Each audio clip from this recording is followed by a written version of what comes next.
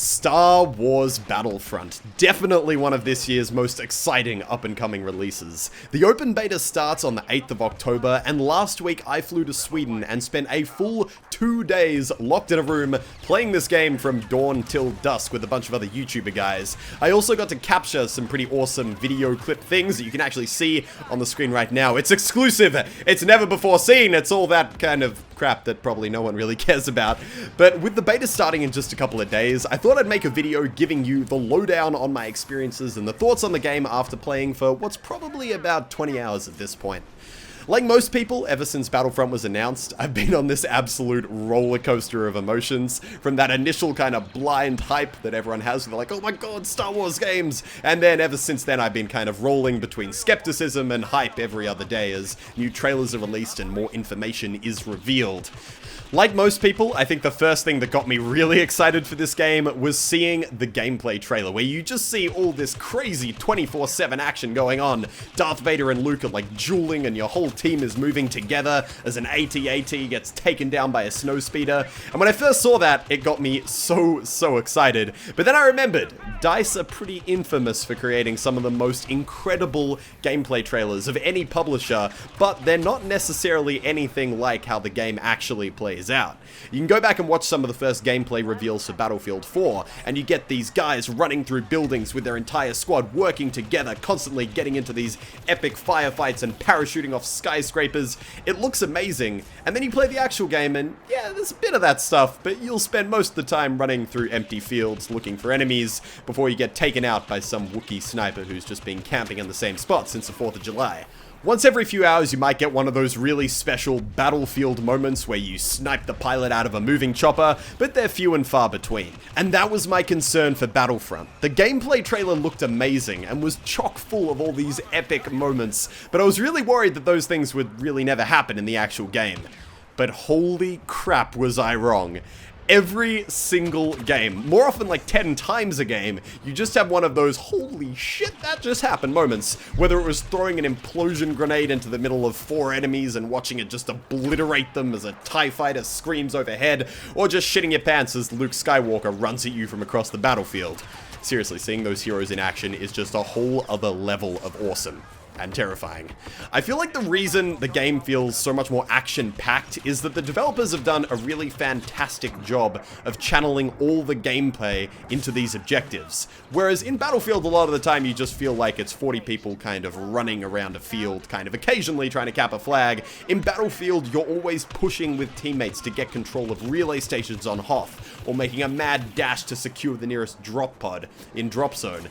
Your team is always pushing together, and you get this incredible feeling that I've never gotten with any of the other Battlefield games, that I'm really part of a massive war. It's a weird thing to talk about because it's kind of hard to describe. You really need to get in the game and see it for yourself. But it's definitely one of, if not the most important aspect of any game, which is just that special feeling you get while you're playing. Now, on the more detailed side of things, don't worry, the negative stuff's coming soon, the graphics and sound design in this game are just unlike anything I've ever seen or heard. Whether it was seeing the snow sparkle as you're walking around Hoth, or hearing that unbelievable sound as an implosion grenade detonates right next to you, you always felt completely immersed in the game, and like every gun, every ability, they all had real power to them. For the graphics, they've actually used some really cool new techniques where the environment is actually based off photographs, which then had these 3D models built around them. I won't pretend to really know the specifics of that or how it all works, but I mean, just look at these rocks.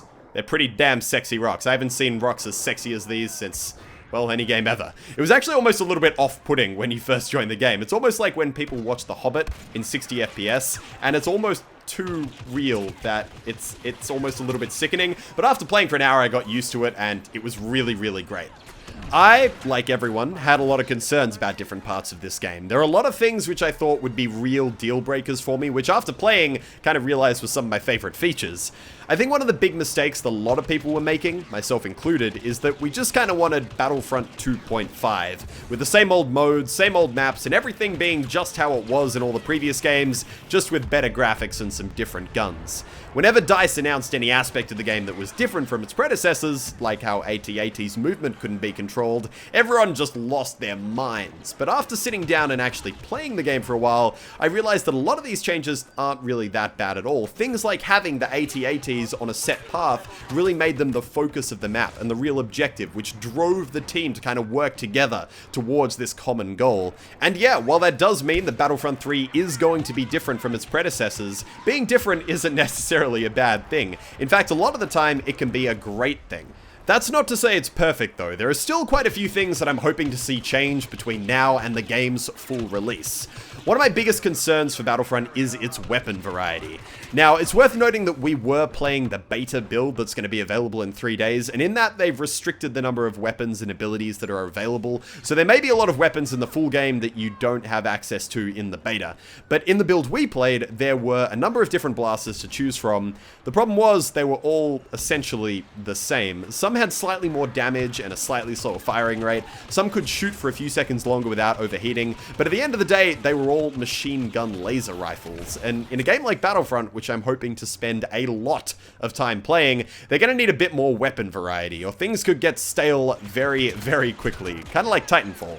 I think one of my favorite things in the beta was using the sniper card, which gave you the ability to use a sniper once every 10 seconds. It was overpowered as hell, but it added some great variety to the fights, letting you take occasional pot shots from a distance without turning you into a full Wookiee camping sniper.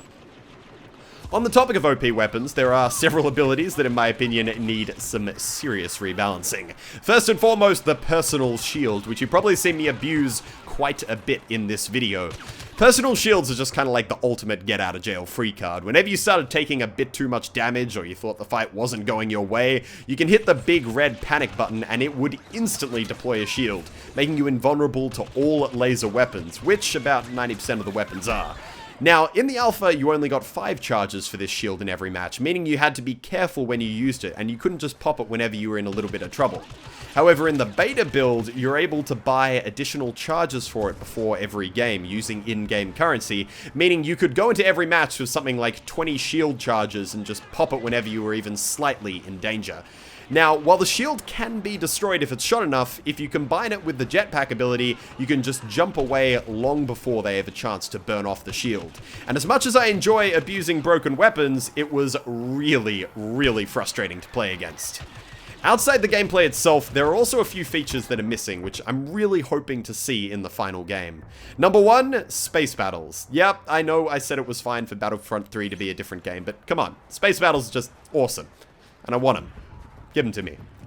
The next big thing, which I guess might be somewhat more important than me just wanting space battles, was the announcement that Battlefront won't have a server browser.